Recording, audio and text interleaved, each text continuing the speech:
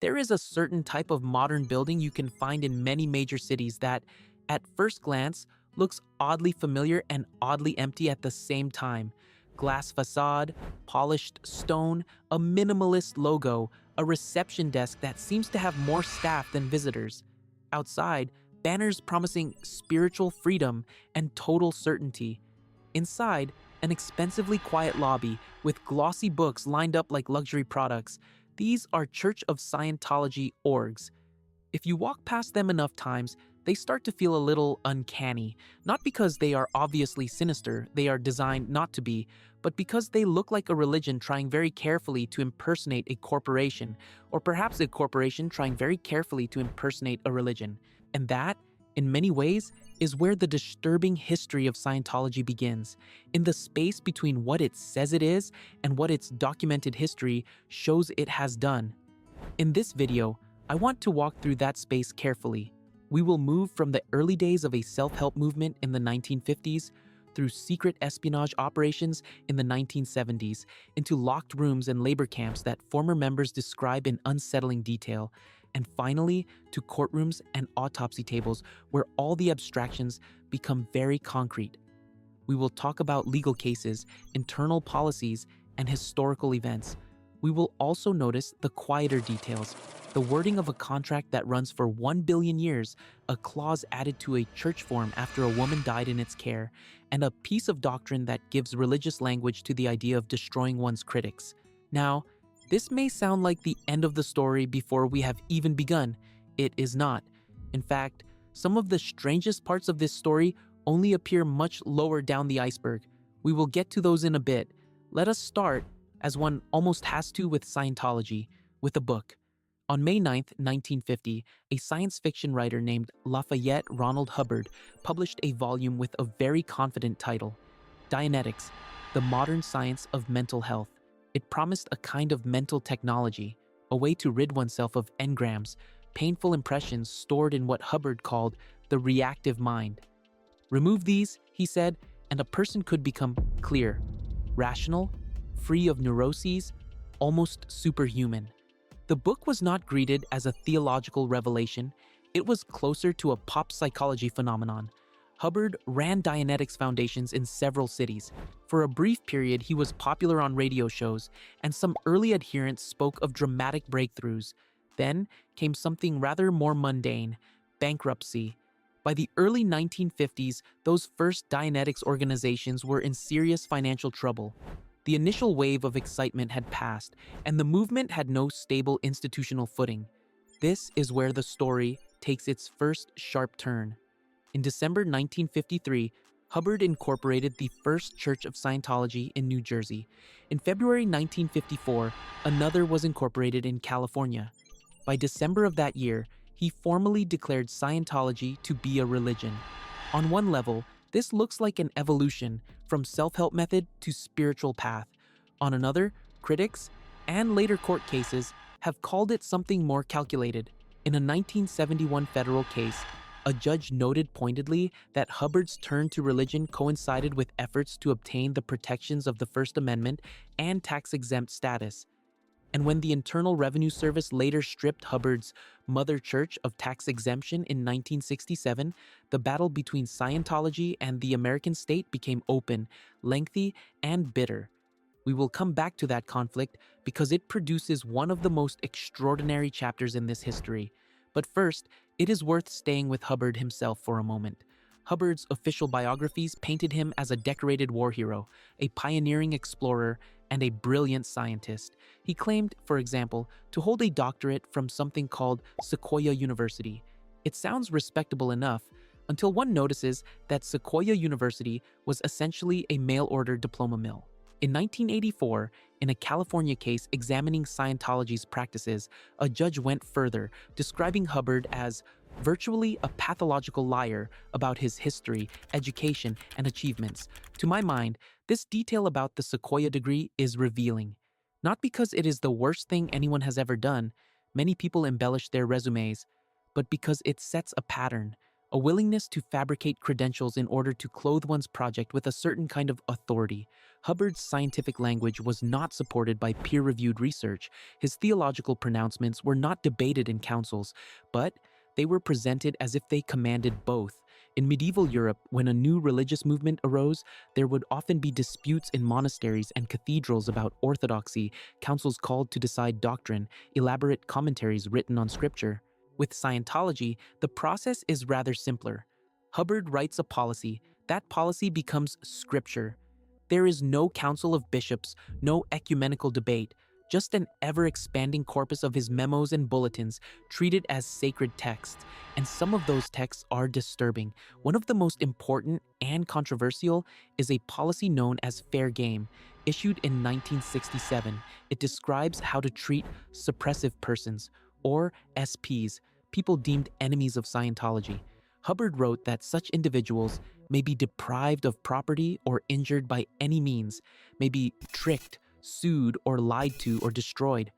It is a remarkable sentence. In the long history of religious polemic, one can find harsh language for heretics and enemies. But here, we have something that looks less like rhetoric and more like a standing order, a theological justification for harassment framed in the language of church policy. Scientology later announced that the term fair game had been canceled, largely, it appears, because it was bad for public relations. But the actual practices associated with it, aggressive litigation, private investigators, attempts to discredit critics, did not disappear. Hubbard himself wrote elsewhere quite explicitly that the purpose of the suit is to harass and discourage rather than to win. What happens when such a policy is taken seriously and applied systematically?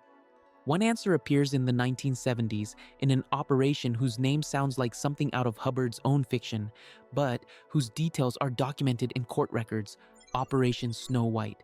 Operation Snow White was orchestrated by Scientology's Guardian's Office, then its intelligence and legal arm.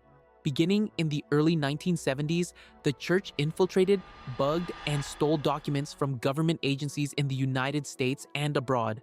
The goal was straightforward: to purge or obtain unfavorable records about Scientology and Hubbard. At its height, Operation Snow White involved around 5,000 covert agents targeting 136 agencies, including the Internal Revenue Service, the Department of Justice, and Interpol, in more than 30 countries. In 1979, 11 high-ranking Scientologists, including Hubbard's wife, Mary Sue Hubbard, were convicted of conspiracy and burglary in federal court. They went to prison. Hubbard himself was named as an unindicted co-conspirator. By that point, he had already retreated from public life, living reclusively at secret locations, often traveling aboard ships crewed by a special inner order called the Sea Organization, or Sea Org. We will go aboard those ships in a moment because life in the Sea Org opens another, even darker layer of the iceberg.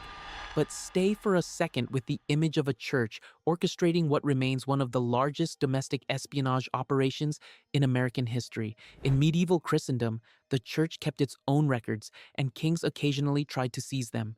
Here, we have the reverse: a church sending its agents into the state's filing cabinets to rewrite its own past. It is hard to imagine a clearer expression of institutional anxiety about what the archives might reveal, and that, in turn, brings us to how Scientology handles those who reveal things it wishes to keep hidden. One of the clearest case studies is Paulette Cooper, a journalist who published a critical book, The Scandal of Scientology, in 1971. In response, the church launched a covert campaign codenamed Operation Freakout. The plan, laid out in internal documents that later surfaced, was to have her arrested, committed to a psychiatric institution, or both. Among other things, conspirators forged bomb threats in her name against the church and the Arab consulate, hoping she would be indicted. She came close to being prosecuted before the operation was uncovered in the late 1970s during the wider Snow White investigations. The charges against her were dropped, but the pattern was established. Critics were not simply to be refuted, they were to be destroyed. Now, this may sound like the nadir of the story.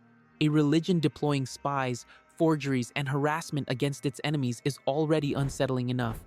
But we have not yet stepped fully inside the world of Scientology's own internal discipline, the structures that govern its most dedicated members. For that, we have to talk about the Sea Org. The Sea Organization was created in the late 1960s when Hubbard took to the sea with a small flotilla of ships. Officially, it was an elite religious order dedicated to protecting and advancing Scientology. In practice, former members describe a harsh, militarized lifestyle with long hours, little sleep, and rigid obedience. To join the Sea Org, individuals, including in many cases teenagers, are asked to sign a contract for 1 billion years. The number is not a metaphor for a very long time. It is presented as a literal statement based on Scientology's belief in countless future lifetimes. As a kind of religious artifact, it is quite extraordinary. Medieval monks sometimes took lifelong vows. Here, the promise extends beyond the conceivable lifespan of the universe.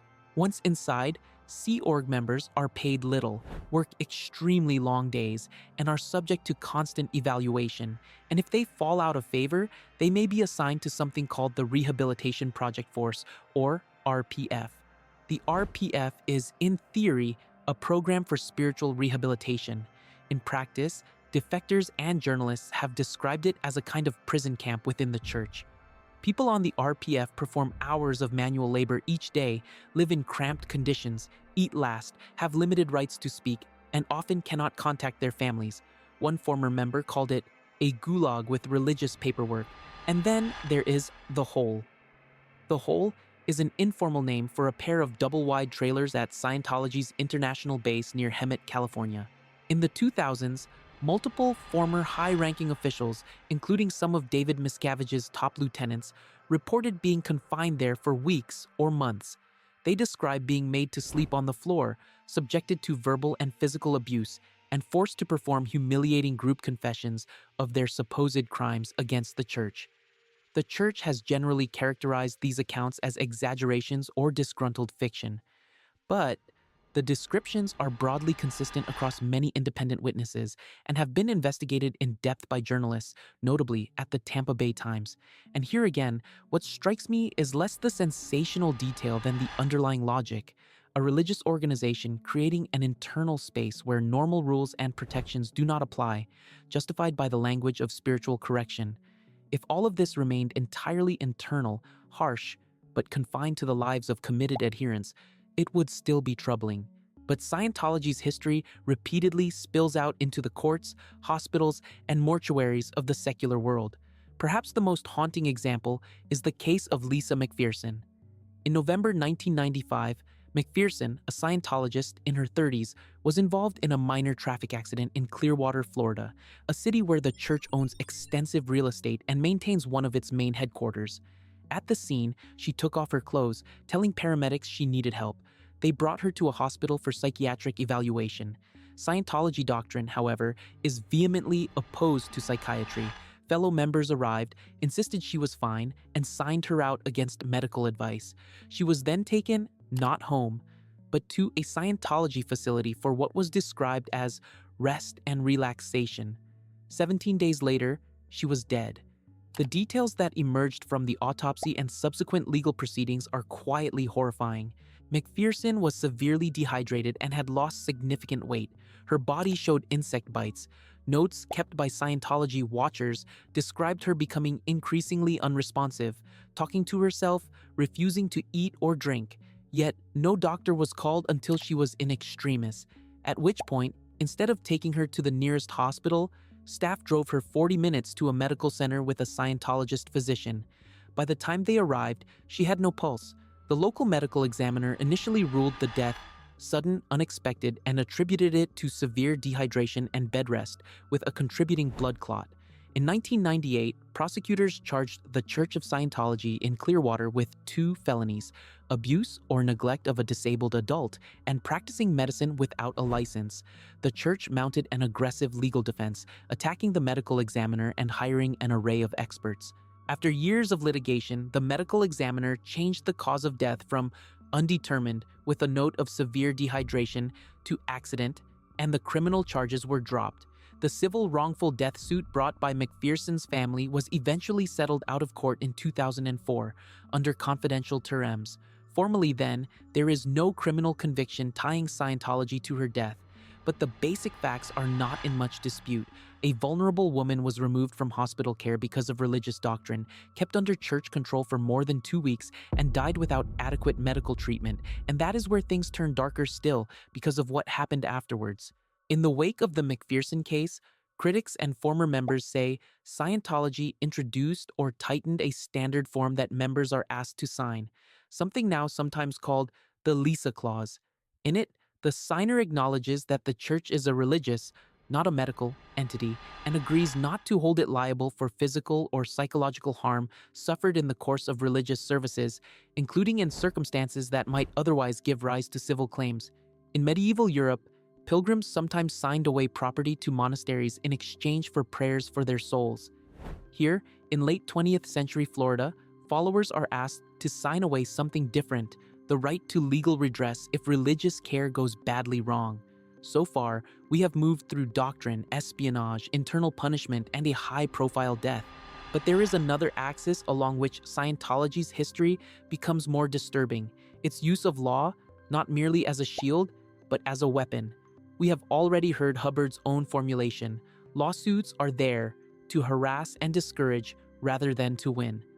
Over the decades, Scientology has repeatedly sued journalists, ex-members, and even governments, often in sprawling, exhausting cases that can last for years. The pattern, documented in various rulings, is of intensive discovery demands, aggressive depositions, and a refusal to settle easily. At the same time, the church has fought, and eventually won, one of its most important legal battles: tax exemption in the United States. After decades of conflict with the Internal Revenue Service, including having its tax-exempt status revoked in 1967 and placed under intense scrutiny, Scientology finally reached an agreement in 1993. The IRS recognized it as a tax-exempt religious organization. In return, Scientology entities paid about $12.5 million to settle outstanding assessments and agreed to extensive compliance reporting.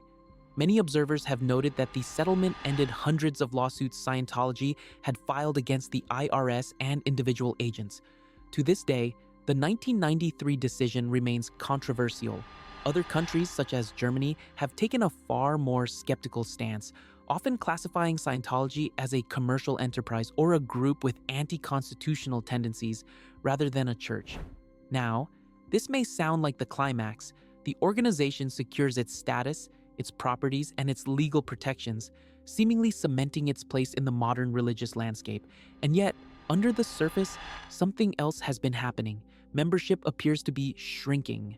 While Scientology has long claimed millions of adherents worldwide, external estimates as of 2025 suggest that the real number is perhaps around 26,000 globally. In the United States, survey data show vanishingly small numbers identifying as Scientologists. At the same time, the church's financial and property holdings remain substantial. Estimates suggest annual revenues in the low hundreds of millions of dollars, and its real estate in Clearwater alone is valued in the hundreds of millions. In 2007, David Miscavige, Hubbard's successor, launched the Basics Initiative, requiring members to purchase newly revised editions of Hubbard's core text. Critics describe it as an enormous cash-raising exercise that added pressure on already financially strained followers and, in some cases, helped push them out of the church. This, for me, is one of the most quietly uncanny aspects of the story: a religious movement that appears, in terms of active believers, to be contracting, while its physical presence, its buildings, its media output, its legal footprint remains large and meticulously maintained. It is almost like those medieval churches in regions that have lost their congregations: vast stone naves kept spotless, relics carefully dusted, liturgies performed for a handful of elderly parishioners. Except that, in Scientology's case, the relics are Hubbard's writings, preserved as scripture in secure vaults. The liturgy is a highly priced set of counseling sessions called auditing, and the caretakers are bound by 1 billion-year contracts overseen by an authoritarian leadership accused in numerous lawsuits of physical abuse, human trafficking, and intimidation. Those lawsuits, by the way, have not ended. From 2019 through the early 2020s, multiple former members have filed cases in American courts alleging forced labor, harassment, and complicity in sexual abuse. One of the most prominent involved the actor Danny Masterson, a Scientologist who was convicted in 2023 of multiple counts of rape. During the proceedings, some accusers testified that they were discouraged by Scientology officials from reporting assaults to the police, being told to handle matters internally through church channels. Scientology has denied systematic wrongdoing and frequently insists that disputes involving former members are attempts to exploit its celebrity connections or attack its religious freedom. But the pattern, across decades and continents, is remarkably consistent. Critics and defectors describe intense pressure not to go to outside authorities and harsh retaliation when they do. Underneath all the legal complexity and the internal jargon, there is a simple human theme: control. Control over information, over members' time and relationships, and, as in the McPherson case, sometimes over their bodies. Like other high-demand religious movements, Scientology uses mechanisms that will be familiar to students of cultic groups, separating members from suppressive family or friends through a policy of disconnection, tightly controlling access to critical information, requiring large financial contributions, framed as spiritual necessity, and maintaining a steep internal hierarchy in which questioning those above you is, in itself, a kind of sin. But here is where it gets complicated again. Many individual Scientologists do not experience their faith as a nightmare. They will tell you they have been helped by auditing, that they have overcome trauma, become more confident, more effective. For them, the e-meter, the counseling, the courses are not instruments of abuse but tools of meaning. And that raises a final, more unsettling question. Why does any of this work? Why would intelligent people sign billion-year contracts, accept clauses that waive their rights or look past documented abuses? Part of the answer, I think, lies in something older and more universal than Scientology itself: the human desire to make the invisible visible, to give suffering and confusion a coherent story and a set of concrete practices. In the Middle Ages, Christians venerated relics, bone fragments, scraps of cloth, as tangible points of contact with the divine. Pilgrims would travel great distances, endure hardship, and give money to touch a reliquary, to feel that their fate was, literally, in the hands of a saint. Scientology offers its own kind of relics and pilgrimages. The e-meter, a small device with a needle and two metal cans, becomes a sacred instrument, supposedly measuring the weight of one's spiritual burdens. Hubbard's writings turn into an infallible canon, preserved in bomb-proof vaults, etched on stainless steel plates. The Bridge to Total Freedom lays out, in careful steps and price lists, a path from confusion to omniscience. For someone who has suffered, who feels lost in a world of half-truths, there is something undeniably appealing about that clarity. Every engram can be traced, every doubt has a policy, every critic can be filed away as a suppressive person. The disturbing history we have traced, the espionage, the fair game harassment, the internal prisons, the deaths and lawsuits, shows what can happen when that desire for certainty is harnessed by a system that does not easily accept limits, oversight, or dissent. In the end, Scientology may not be unique in this. It is an especially modern expression of an ancient impulse to turn faith into technology, salvation into a schedule of fees, loyalty into a contract measured in billions of years. Whether history will remember it as a major religion, a cautionary tale, or a strange, well-funded footnote to the 20th century is still unclear. What is clear from the public record is that the gap between its glossy surface and its documented actions is wide and, at times, alarmingly dark. As you pass one of those pristine buildings with its quiet lobby and its promises of total freedom, it may be worth remembering what lies behind the glass: not just a new religion, but a long trail of court filings, policy letters, intelligence operations, and human lives caught in the machinery of a system that insisted it had all the answers. For me, that contrast between the bright facade and the shadowed archive is what makes the history of the Church of Scientology so quietly unsettling.